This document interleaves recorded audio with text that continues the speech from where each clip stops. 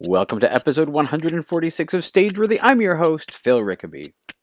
Stageworthy is a podcast about people in Canadian theatre featuring conversations with actors, directors, playwrights, and more. I'm currently in Halifax presenting my solo play, The Commandment, at the Halifax Fringe. I've gotten some great reviews, and The Commandment was named the Outstanding Solo Show at the Fundy Fringe. So if you're in the Halifax area and want to come check me out, you can find all the details at homebodyproductions.ca or at the Halifax Fringe website. As I've been traveling, I've had the opportunity to meet some people who told me that they were longtime listeners, and to be honest, I was thrilled. It's always great to be contacted by people who like what you do, and getting to meet some of these listeners was just amazing. So if you feel like dropping me a line to say hi, remember that you can find Stageworthy on Facebook, Twitter, and Instagram at StageworthyPod, and you can find the website at stageworthypodcast.com. If you want to drop me a line, you can find me on Twitter and Instagram at Phil Rickaby, and my website is philrickaby.com. My guest this week is Mariel K. Hunter. Mariel is a Vancouver-based actor currently presenting her beautiful, touching show I Want to Come Home at the Halifax Fringe Festival. We recorded our conversation at a cafe in St. John, New Brunswick, and our conversation started on the topic of the way that Uptown St. John had been coming alive in recent years.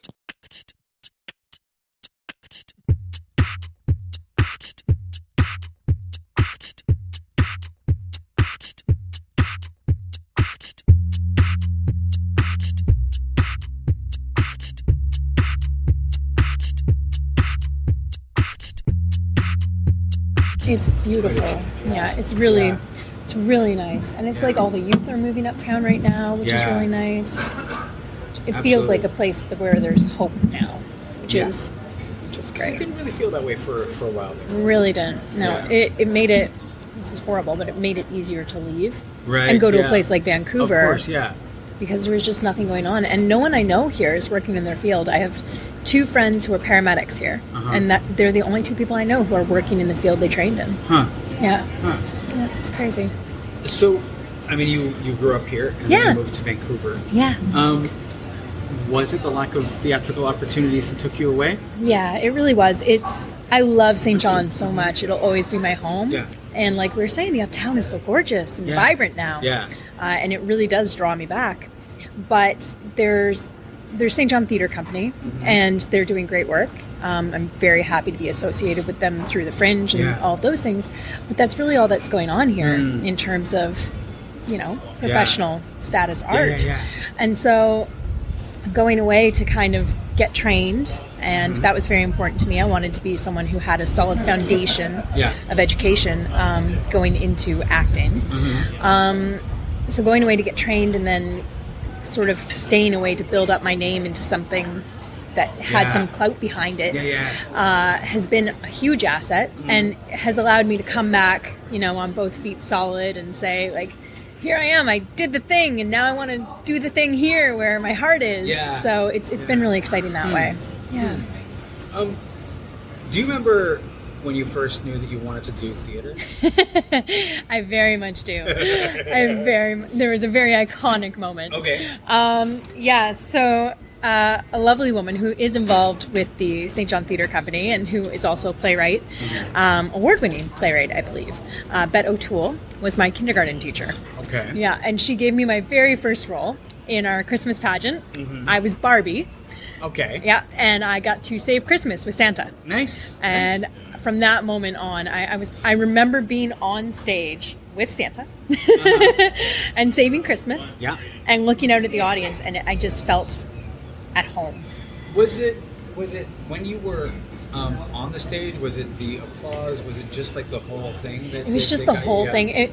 I remember seeing the other kids around me, and like there was this feeling of camaraderie. Like I was a nerdy kid, and not in any way one of the popular kids or anything. And I remember this feeling of like teamwork. Yeah. And like I think that's something that's so in these days seems so exclusive to artists, Yes. Yeah, like there is competition, and that's part of our industry that exists. Yeah. But when you're putting together a production or you're putting together a film, all of these departments come together to make this dream come alive. Yeah. Like, what could possibly be better? Yeah. Yeah. And when did you figure that it was a thing that you could do, like, for your life? I think the dream was always there. Okay. But I think, again, coming from a small town like St. John, New Brunswick, a small city, it doesn't really feel like that's something you can do with your life. It feels like one of those pipe dreams that, like, maybe someone in a movie could dream about doing, and in the movie they could be an artist, and but not really something that seems so real. And then I was living in St. John, and I was in a not great relationship, and I was just kind of that age where everybody, gets married and has kids and all of those things. And I had this dream one night where this little girl with my eyes ran up to me and said, Mommy, what did you want to be when you grew up? And I said, I wanted to be an actor. And she said, why aren't you? And I said, well, because I had you. And she looked at me and said, but I can be anything I want to be. I said, well, yeah. And she said, well, then why can't you? And I woke up in a cold sweat. And I messaged my would-be educational institution the next day, and before I knew it, I was out west training to be an actor. What school did you go to? I went to Vancouver Film School and their acting program, which is a wonderful program with wonderful teachers and coaches who I absolutely adore and so thankful for. Do they do a balance of like theater, film, or do they mostly concentrate on film? It's funny because they do a lot of like film and TV acting classes, but all of their presentation type stuff, a lot of it is theater based. Okay. So you study quite a bit of theater scenes and different plays. Yeah, it's a good mix that way, and it really does give you exposure to sort of both worlds. Yeah. It's interesting because when I think of Vancouver, I think of Vancouver as a film and television town rather than a theater town. It really is. And the few people that I know who work out there in theater are like, I have to leave to work in theater. It's true. Yeah. There are a few renegade few of us who have all started up theater companies in the past year and a half. Yeah. And we're all, we've hit the ground running, and we're really trying to make a change on the scene. Yeah. The stuff that's there is great, but it's kind of like here where it's the same people are involved, and it doesn't really feel like you can kind of walk into it all that easily. Yeah. And of course, then equity gets involved, and that's a little more difficult to negotiate too. So as young artists starting out and really trying to get your teeth into the industry, independent theater is definitely an easier game. I mean, maybe I'm biased because of where I come from. Yeah. But I really feel like the theater community isn't vibrant if it doesn't have an indie scene. Yeah, I think that's exactly right. Because once it's these, semi-professional and professional groups, and they're only employing equity actors, it becomes more exclusive just by nature of that. It has to. It's people who have already established their careers and their resumes. Yeah. And also when it's like, if it's in a small place and it's like an exclusive group, there's only one group doing the work, then it can be very difficult. It can be, and even if it is a more inclusive group, it still feels from the outside looking in like it's not. And so there's a barrier to approaching. Yeah. And I've heard that countless times about St. John. The St. John theater people are lovely people, and are welcoming, but it does feel sometimes like you're on the outside looking in and can't break through that wall. So whether that holds any veracity or not is not for me to say. I'm not really here. No. But I know people who are here who want to be more involved, and I keep going, well, then do it. And they're like, oh, I don't know. They all seem to know each other. And an independent theater seems to open that up a little bit more, It's funny because in indie theater, we all kind of really need each other. Yes, you really do. You cannot exist in a vacuum in indie theater. No. You've got to cross-pollinate and work with each other. Yeah, you've really got to reach across and build those roads. Yeah. And it only comes if you build it, they will come, but someone's got to build it. And you have that sense, right? Yeah, in indie theater, it really feels like we have to come together and make this. Yeah. And so in Vancouver, it's really only in the last year or so? Certainly that I've been exposed to. And I think that was just because I hit a point in my career where, I wasn't getting picked up by agents, and most of my acting was being done in front of like taupe walls opposite a camera and one reader. And I was like, this is not why I wanted to do this. No. This is not what I wanted. I was just sick of it. And I did a really amazing film. I was on the crew side. I was props master on a film called Crypto, which just changed its name to Woodlands. And I was watching these two actors just like do incredible work. And I was just like, oh, right, that's why I'm here. Right. Yeah. That's what I'm supposed to be doing. And so I got back from that shoot and just hit the ground running. I was like, if nobody's going to give me a platform on which to act. Yeah. With the stories I want to tell and the things I want to do, then I guess I have to do it myself. Yeah, absolutely. Yeah, and it's been great because there's so many other people that feel the same way who have kind of jumped in and said, well, I want to tell this story, or I want to investigate this, or I really want to try out producing or directing or what have you. And there's so much interest. It's just one person has to stand up and go, we're doing the thing. Let's do it. Start the ball rolling. Right? So, It's interesting because in Toronto, where I'm from, like the indie scene is pretty healthy and pretty vibrant. Yeah. And we're seeing it get noticed by mainstream. So people who start indie, I'm thinking of like playwrights like Kat Sandler. Like she's pretty indie, like really, like she was like producing stuff out of pocket and all this stuff, and now she's like the playwright in residence at the Tarragon Theatre and plays at the Factory Theatre. So it's a great, and I actually have been seeing it more and more as a way to legitimately start a career rather than like waiting for somebody to give you permission to start working, right? Yeah, and that's exactly the thing is.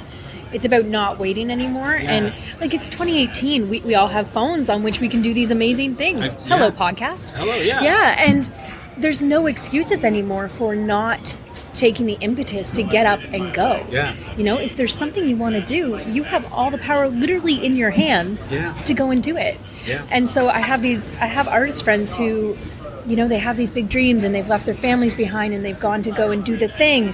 And then they're working 3 day jobs to support themselves. It's Vancouver. Yep. And I get that. But then they're so artistically just numb stifled? And so stifled. Yes, thank you. And so they move back home. And then I get messages from them like, you're doing this or you're doing that, or I really wish I could be doing this or doing that. It's like, it can be. It's available. Like we're in an age of no excuses, right? Well, we really are in an age of no excuses, and yet there are so many ways to find excuses. Just like you always have been. Yeah. Tell me about your solo play. Oh, I would love to. Thank you. My show is called I Want to Come Home. So, being from St. John, New Brunswick, and moving so far away, you miss weddings and you miss funerals and you miss engagements and children being born and growing up and all these things. Yeah. And I hit that point in my career where I wasn't getting anything, and I went and I did the training, and why has no one discovered me yet? Right. And this is the third taupe wall this week, so something's got to give. And I called home, as I always do when I'm discouraged in any way, shape, or form. And Dad got on the phone and he said, there's this Fringe Festival they're starting here in St. John. I said, okay. Theater Festival in St. John, New Brunswick. Sure. And he goes, no, like, legitimately, like, this is going to be a thing. You should check this out. And my parents are, getting a little older, and I miss them dearly all the time. Yeah.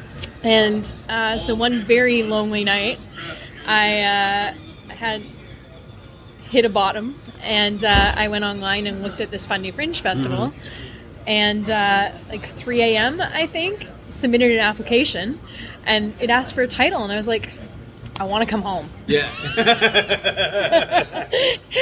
And so I submitted that, and I think I wrote some sort of log line, like, an East Coast artist dying to get back to her family and friends, submits to a Fringe Festival. And lo and behold, I got drawn. So did you, when you got drawn, did you have a moment of like, oh shit? Yes, I absolutely had that moment, and I recorded it, and it's come to the show and you'll see exactly what went down. It was an absolute panic of like, great, now what? Yeah. Yeah, it was an adventure from beginning to end. So what was your process of writing it, and what did it become? So my very first writing day, I have an Instagram account for my play called @ComeHomePlay. And I think that pretty much documents the journey as well. But my very first rehearsal, there's a picture of like an empty room, my iPad, and like a mat on the floor. Okay. And I was like, okay, I can do this. I can figure this out. And I really just sat in that room for a day and nothing happened. And then my mom came out to visit, and she has a cousin up in Bella Coola, which is this tiny place in the middle of nowhere in BC. And they fly you in between mountains. Like, there's no road, so the plane just kind of wobbles as you... yeah, and you're like, I could reach out there and just pick up the snow. So it was a little scary. Yeah. And we were up there, no reception, no nothing. It was wonderful. We were there the first night, and I sat down with my iPad just looking out at this beautiful river in his backyard, and the play just happened. Yo. Yeah. Okay. It was the closest thing to divine inspiration I've ever really felt. I don't know where it came from, but it wrote itself. And this year's version is kind of an updated version, so it incorporates all of the things that have happened in the last year and things that have happened since the Fringe. Yeah. And it's become something I'm really proud of, and I'm really excited to share with Halifax. Good. Yeah. It's interesting about, you were away from your home, and I've had a lot of success when I'm stuck. Yeah. Of like leaving the familiar. Yes. And going to another place for a few days. Yeah. I've had great success, like going away to Montreal for like a week or a long weekend, or even going to this place, Artscape, on Toronto Island, and staying there for a long weekend, and just sort of like being away, and the change of scenery just sort of like takes you away from all of the excuses and all of the mundane things that run through your brain and shakes things up in a really wonderful way. Yeah, I've noticed the same thing in rehearsal spaces. I've noticed that casts can get complacent in the same rehearsal space, and if I switch it up, like as a producer or a director, I switch up the rehearsal space, I notice that thing comes back to life. Right. I think there's something about these like artistic boundaries we put around ourselves as actors. Like, we always talk about not having limitations and not having like these things that like confine us, and we talk about it, and I think while we're talking we confine ourselves. Oh, absolutely. Yeah, and then once we get away from whatever our norm is, we again feel that like actual liberation, that actual freedom, and we make enough space for something to come out of it. Yeah. It's kind of like that excitement of like moving from the rehearsal space into the performance space. Yeah. It's like, this is new now. Yeah. And it's like totally real now. Yeah, which is another exciting thing about Fringe festivals in general, because you land and basically hit the space as you're about to open. You hit the ground running. Yeah, and it's a whole different creature again, Like, my dad came to the show way too many nights last time. He was not supposed to come until closing, and he came on the second night. Uh-oh.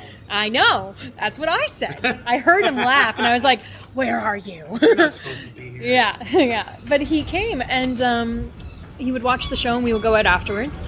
And near the end of the run, he said, it's different every time. I said, of course it is. Yeah. It's a different audience. Yeah. It's a different night. I feel different in that day. Yeah. I feel differently with whatever's happened. Yeah. So, and you're feeding off of what you're given at any given thing. Yeah. So I love that. Like, that freedom as well really helps to rediscover everything and to make it new and to make it better, I like to think. As one solo performer to another, had you thought about performing solo before you had submitted this? Absolutely not. No? Okay. No, I never would have either. I would have been like, a one-person show? Are you out of your mind? But if I wanted to perform in the Fundy Fringe, which is across the country from where I live, then that costs money. Yep. A considerable amount to fly back and forth. And to the idea of trying to fly somebody else with me as an artist. Right. Yeah. No. So I think it was kind of born of just necessity. Yeah. And now I love it. Now I absolutely adore it. It's nothing I would have ever thought would have been my comfort zone. Yeah. But now I just did this show in Vancouver for the first time. Mm-hmm. We oversold. It was a wonderful audience. It was so great. Oh, joy of my life. But there's this switch. Maybe you can speak to this. Like, there's this switch that kind of flipped for me.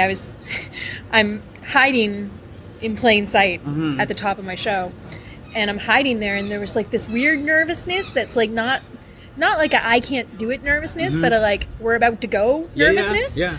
And when my cue came up, I just like snapped. Like it was honestly another creature, and it was this moment of, as an actor, you have these moments where you start watching yourself, and then it gets really terrible because you're watching yourself and you're trying for something. It was like the exact opposite of that. Okay. Where all of a sudden it was like actor Mariel was just kind of sitting up in my brain going, okay, not bad.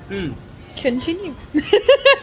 So what was it like the first time you performed it? Oh my gosh. So the first time I performed it was here.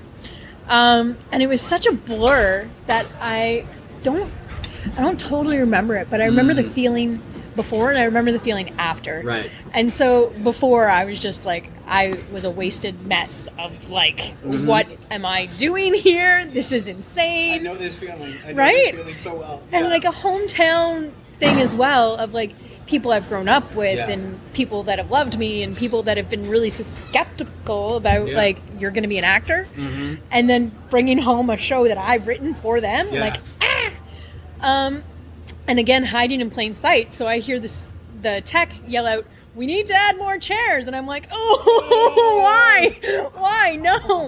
Like, no. And then again, like, you know, your cue comes up and I remember I stood up into the light and I was just like, and then it just happened. Yeah. The show just happened. And afterwards, I've never felt so exuberant. Like it was a whole new world of like, man, I'm competent. I can do this. I have not made like a complete stupid decision in pursuing this line of work. Yeah, it was freedom. Yeah. I had so the first time I performed this was at the Hamilton Fringe Festival. Oh, nice. And I had this plan that I made in advance that I was gonna go and see a bunch of shows that day before mine, and it'd be really chill. And I'd, you know, take an hour before my show, so the song before mine, I'd sort of chill and focus. And then I woke up that day and was like, I think I'm gonna vomit. Oh no! So I didn't go and see anything because I was just like, I had never performed it in front of an audience. Yeah. So I was like really freaked out by it. Yep. And my director had said, so since the audience is your scene partner, when you make eye contact with them, I was like, whoa, back up to the point where I have to talk to them? What? I'm sorry, what? Yeah, what? Yeah, can we Excuse hold, me? please? Yeah. And so I was freaked out by that. I was freaked out by performing it for the first time. Yeah. And I did it, and it was great to perform. Yeah. It wasn't my best performance because I was still freaked out by it. Because I couldn't quite make eye contact with people. I sort of did the cheat where I looked sort of between people. Yeah. And like That's a around great them. cheat. It's Don't a tell great everybody. cheat. No. It's a great cheat. Yeah. But also, like, when I do it, I know it's a cheat. Like, I need to find their eyes. I need to find eyes now. But after that, once I'd done it, I literally have to do it. Like, I have to make eye contact. Yeah. And once I finished that run, I was like, okay, I like this solo performing thing. Yeah. It's really addictive. It's really addictive. And it's like, I don't know. It's certainly not about being like the only one in front of an audience, but it is in that there's so much freedom. You know, it's just like, it's your time. Yeah. And these people have already bought in. They've literally paid their money to come see you. So I've decided that they're already on my side. Well, I mean, I don't actually think that people go to the theater hoping to see something that's full of shit. Like, I think that people go, when they sit down, they're hoping, they want it to be good. Yeah, of course. And so they're already on your side. Yeah. For me, it became this thing was like, oh, I can take them on this journey. Like, I can take them on this journey. Yeah. And it was like really kind of awesome to have that feeling. Yeah.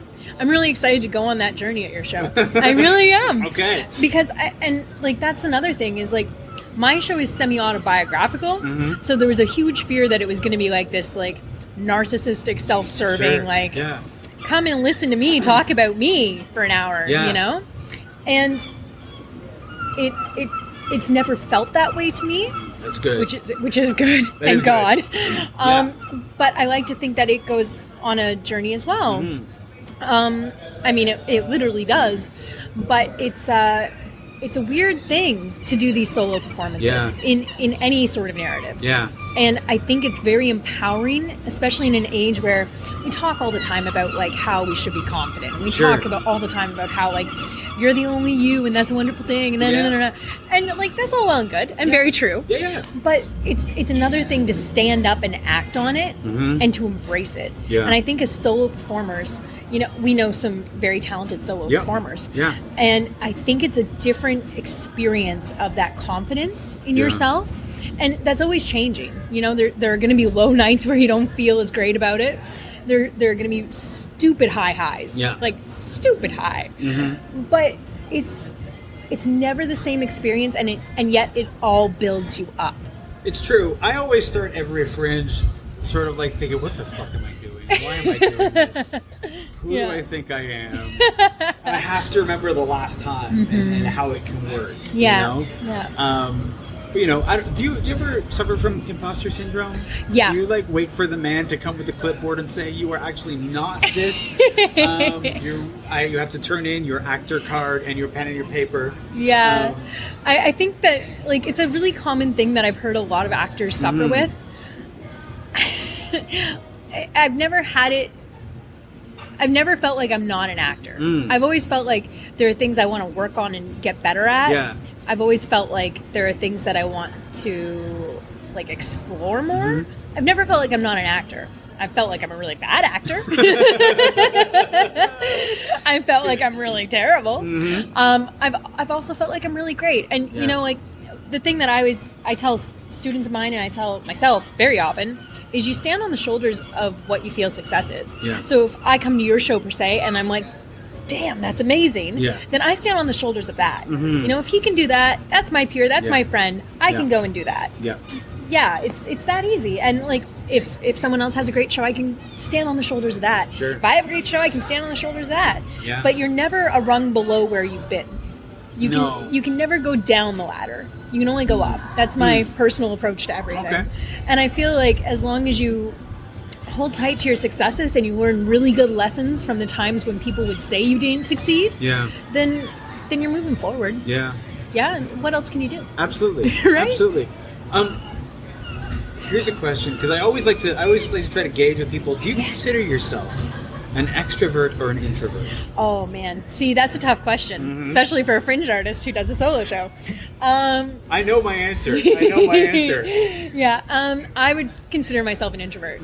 I wear the face of an extrovert, which we often do. We have to, you know, it's a weird thing as a solo artist, you know, you finish the show and everyone wants to talk to you about the show. And I love that. I absolutely do. I don't want to take away from anyone who wants to come and see me after the show. No. I love that. No. But it's draining. Yeah. It's all of your energy has just gone into this thing that you've created and that you've given them. Yeah. And then they want more. And it's like, take it. And then once the people are gone, it's like, and I've got nothing. And I'm done. You know what I find the difficulty with Fringe in a lot of cases is people want to talk to you as soon as that show is over. Yeah. Because, you know, you've gone off stage, because it's a fake go off stage, because you have to come right back out and like, start taking your stuff off the stage as soon as you can. And people want to talk to you then. I'm always like, if I can just have like these few minutes to get this stuff off the stage and decompress. There was one show in Hamilton, my second show, where it was the first time that this show had fired, like really fired, and everything was working. Because, you know, the first night was kind of like, it was getting through it. Yeah. And the second show, everything fired, and I got off stage, and I wept. Yeah. I needed that. Yeah. And I was so glad that I had that moment for myself that was not like people clamoring for attention. Yeah. It's almost like, yes, please, but wait for me outside. I will be outside, but I need these moments to like shake this off. My first space at Fundy was really great that way, in that like once I was off stage, everyone was encouraged to leave the space, which was great. But you have a really short turnaround time. So unless I was the last show of the night, I couldn't hide out in there very long. And so, you know, you don't really have decompression time. You have cleanup time. Yeah. So like I would tidy. Fortunately, I don't have that much to my show, so that's easy. And then my dad would break down the door to come and see if I needed any help. And he was like, just give me up. Would you just, I love you. Just go. And then, you know, you have to go out. And it was this huge lobby where everyone would congregate and just wait for you. And it's like, there's one of me. And I so appreciate the 60 of you. Absolutely. But I'm one. I'm one. Yes. Yeah. What is so one of my challenges as an introvert is flyering. I'm like, if I'm going to fly or a line, I am like around the corner, head between my knees, like breathing before I go and do it. Yeah. Do you have any trouble with flyering, or do you manage to do that? I already? manage it, but it's the same thing. Yeah. It's sales of yourself. Mm-hmm. I do a lot of my promo online as much as I can. Yeah. Because there is a little bit of distance there. Sure. Even if it's electronic distance, there's a little bit of like, I can choose when to respond to you, and like if I don't have the time, I'll make time later or whatever. But it's tough going out and trying to convince people to come and see you in your show. That's right. Yeah. And again, as introverts, like, we can wear that mask. We're actors. Yeah. We can wear that mask of like, ha ha ha ha, come see me. But it's exhausting, and then you have a show to do. It is, and that's why I always give myself like, so if my show is like 9:45 tonight. Yeah. From 8 o'clock. Yeah. That's my time. Yeah, totally. I need that too. Because otherwise, I'm going to fly her Franny's line because I figure she's going to have a good one. But also, like, I need to build up after that. Yeah, there is like, you need your energy. Yeah. Because you're about to give it all to a room full of strangers. Oh shit! Yeah. You know, Yeah. and like, you want to give them the absolute best of you. Yeah, which means absolutely. that you need to go and find the best of you after you've given the best of you to the people that you're firing. Yeah. So it's a tough sort of thing to do. I have a friend who's coming with me to stage manage my show in Halifax. Nice. I know, I'm so thankful. And she's literally said to me, like, put me to work, I'll do anything for you. I'm like, Oh, excellent. well, here's the flyers. Here you go. Yeah, this is the first time that I've been completely alone on a show. So Yay. this is like, go young introvert, spread your wings and flyer. Isn't it great? It's sometimes tough. It's tough. Yeah. Yeah. I feel like I look like yesterday I was flyering before 25. And I was like, okay, so after this show, I'm going to leave here and I'm going to flyer as people go out. And I was like, wait a second, I already gave a flyer to all these people earlier, so okay. But it's still like trying to build yourself up to do the thing. And it's tough. Yeah. It's really tough. And like, that's another thing is, especially in cities that you don't know super well or you haven't spent a lot of time in. Yeah. It's like, I'm going to Halifax. I know, I think 3 people that live in Halifax and not particularly well. I know like 2. Yeah. And so it's this thing of like, we're coming and we're landing in your territory. Yeah. We don't exactly know where all of you Thespy people are. Yeah. We'll try and find you. But it's this thing of like, you barrage the people at the Fringe and you want to walk that line of like, I don't want to harass you, but please come and see me. Yeah. And at the same time, like, trying to reserve enough of yourself for the art that you've created. And it's tough, man. I get it. When do you arrive in Halifax? What's your... I arrive on like the 29th, then we kind of like settle. Oh, you were really like dropping in right before. Yeah. Okay. And then the 30th we start. Yeah. And then I'm there until like we wrap on the 9th, and I think I'm staying that night and then coming home the 10th. Yeah. I'm in and out. I'm there on the 27th. Oh, nice. And so my plan is where are the venues? Right? Just I plan to first I need to find them because I need to be able to, then when I get a schedule, be like, okay, so I'm gonna go here and here and here. Yeah. But also like where's the, get the posters up and all that stuff. And I haven't been in Halifax in like over 20 years, so my memory of the place is very sparse. Yeah, I feel you. Yeah. I've never spent much time there. I've been in there like a few days cumulatively, and like I have no idea really what I'm walking into. I just got my billet information, which is great. I just got my tech information, which is great. I don't have my tech information yet. I just got my tech rehearsal time, so we'll figure that out. Hopefully it's coming for me.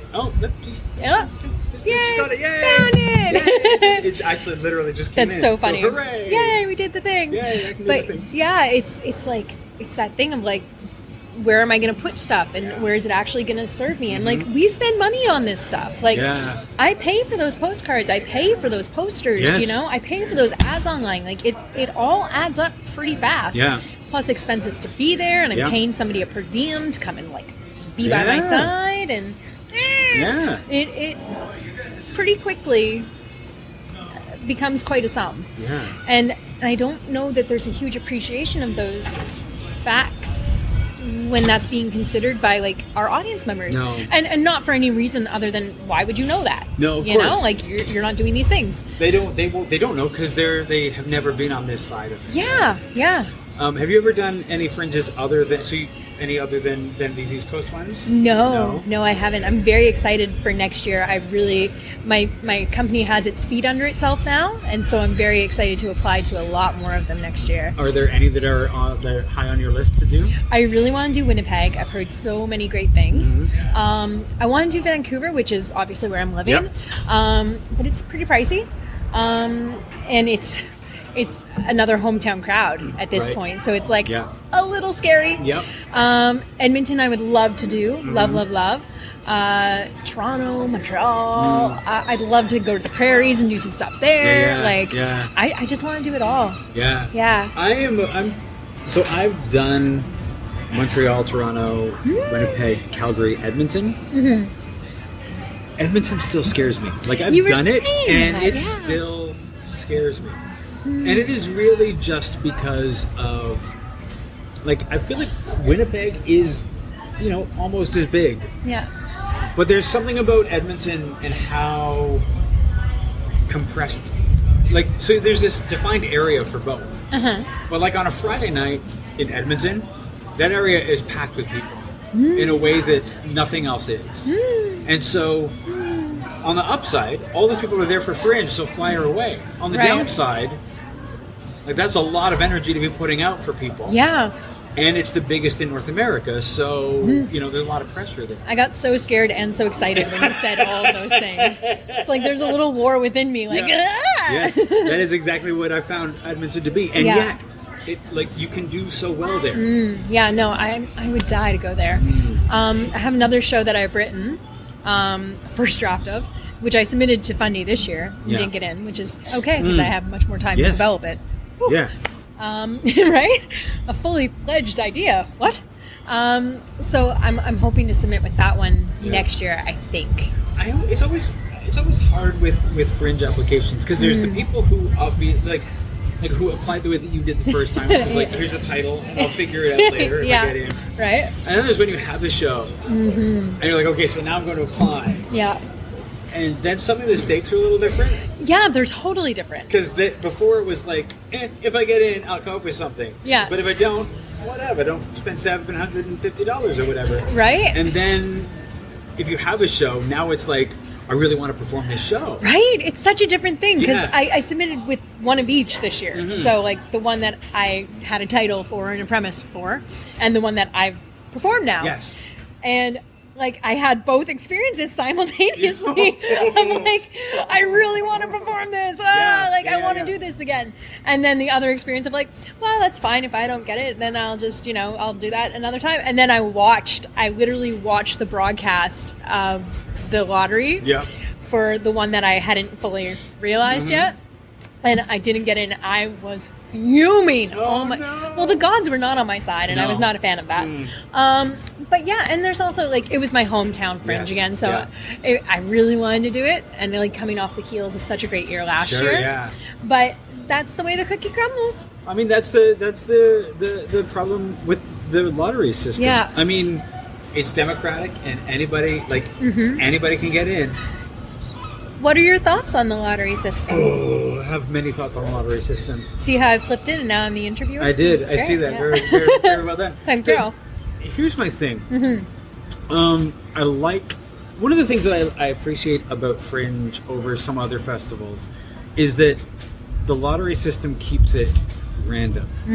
You are never getting what somebody thinks is good theater or important theater. Right.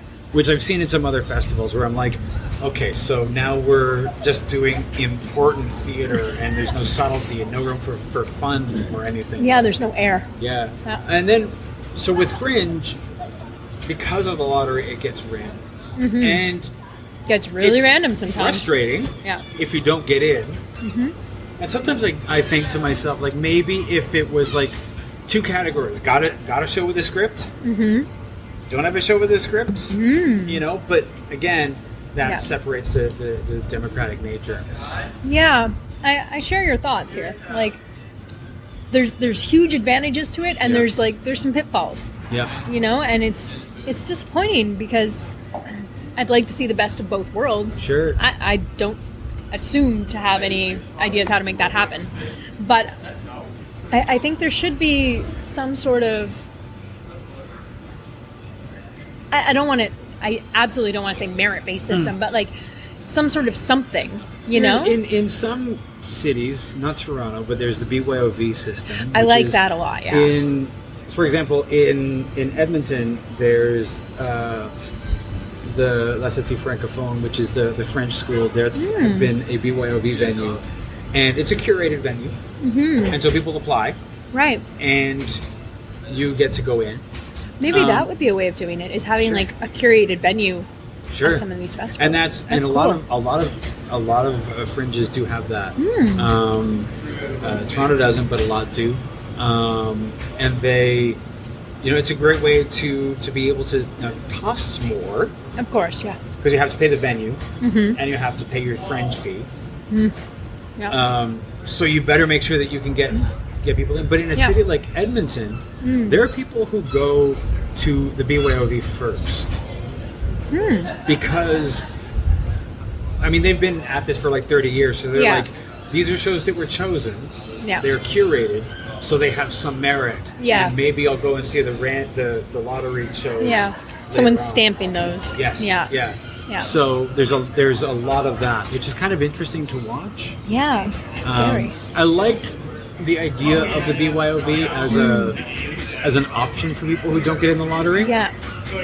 For the ones that don't have anything that's quite like that, I get kind of frustrated because then I feel like they're gatekeeping.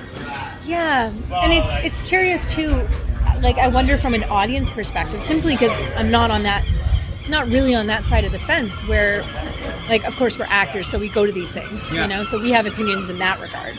But like, for the non-artist audience member, I'm curious about whether or not that keeps people away or draws people to, the idea that these are just written shows and not necessarily curated or not necessarily chosen or what have you, and if that would change with it kind of depends on the fringe. I think. Because I think the majority of fringes are kind of like St. John, where if you say I'm doing a show in the Fringe, the first thing that most people ask is, what is the Fringe? It's a very true thing. Whereas in a Winnipeg or Edmonton, if you say I'm doing a show in the Fringe, they're like, oh, what's your show? Or what venue? Or, so they know it, which is a real luxury. It is, but St. John's building, and that's what's so exciting is more and more people are going, oh, I've heard of that. Yes. And hopefully more and more people will go, oh, I've gone to that. Yeah. And it's such an important forum for us as artists to have. Oh, it's pinning that poster. That's so sweet. I was going to go do that after. Great. St. Johners. Yeah. But yeah, it's such an important forum for artists to have these low barrier opportunities to go and perform and create things without having those limitations imposed on them. Yeah. So I'm on both sides. Yeah, I know. I see both sides. It's a tough one. It's a toughie. Yeah. It's a toughie. This requires more thought. So, is there anything in particular that you're looking forward to taking the show to Halifax? Yes. So it's really going to be my first time performing in a city. With a solo show. Yeah. Where I know nobody. Right. So I feel like I'm going to get a very honest reflection on what the piece is. So I'm very happy it's grown from what it was last year. It was fun last year. I really loved it. I enjoyed it then, but I'm happy it's evolved into something more. Yeah. So I'm excited about that. I'm really excited to explore a city that's kind of between St. John and where am I going? And Vancouver. Yeah. In terms of like the art scene. So like St. John has a pretty small, concentrated art scene. Vancouver has a much more expanded art scene. Yeah. Even if our indie theater is still kind of a smaller scene. And Halifax is kind of like that middle ground. Yeah. So there's like some professional stuff and some indie stuff and like kind of everything in between. Yeah. And I'm curious to see a new environment and to really see what Halifax has to offer. Yeah. Especially as a girl whose parents have been screaming at her to move home to Halifax for a while. Vancouver, I'm not going anywhere. I'm just curious. Yeah.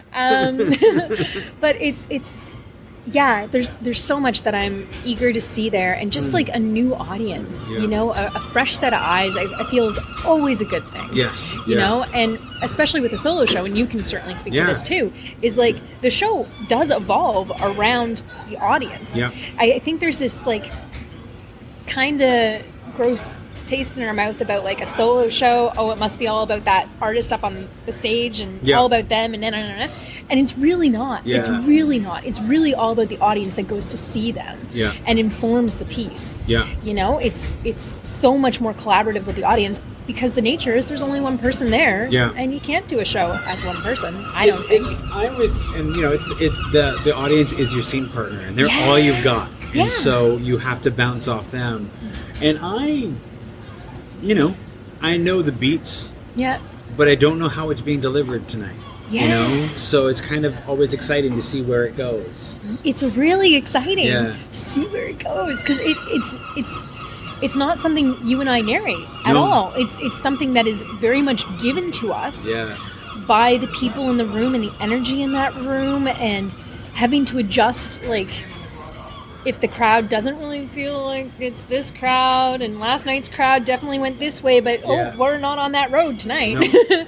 And you can't, I mean, that's the thing is like the audience, because it's a different audience every night, like what the audience last night liked, you can't give them the same. No, it'll be crickets. Yeah. I have a part in my show where I talk to my phone as the millennial I am. Yeah.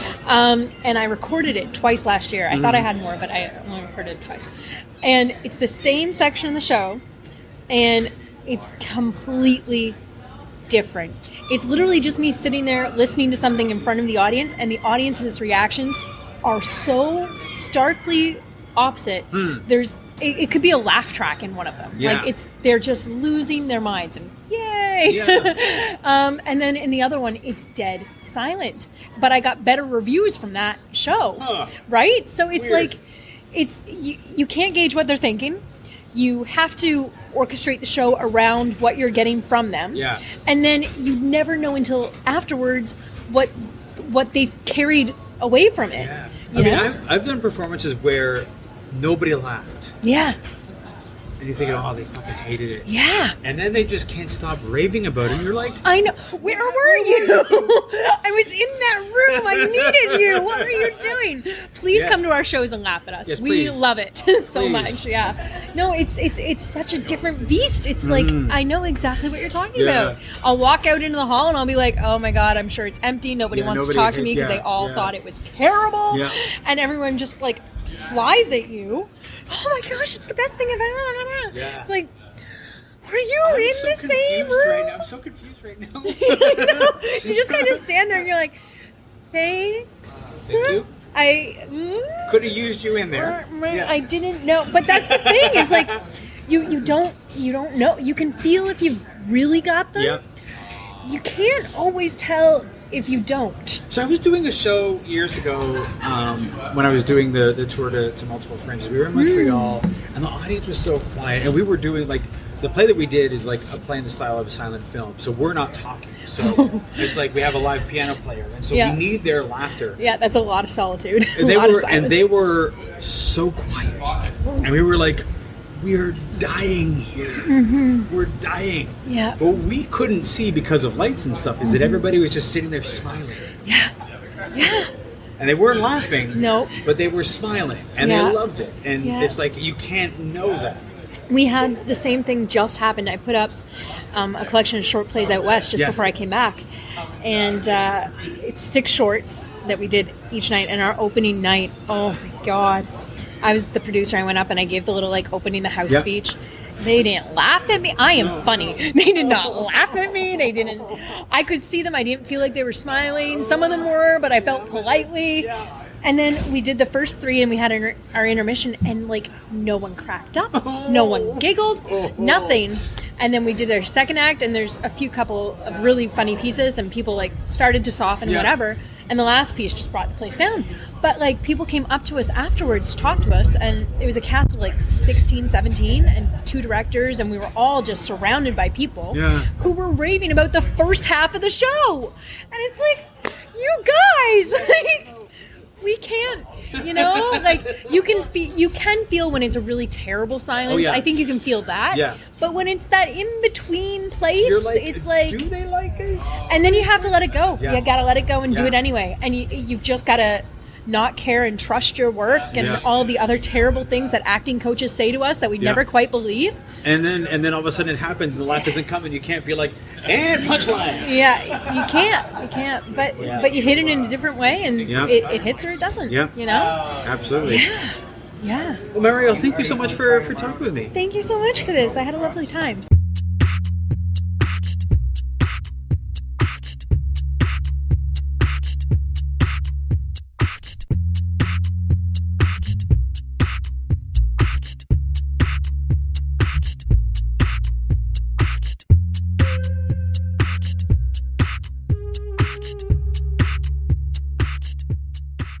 This has been a Homebody Productions production.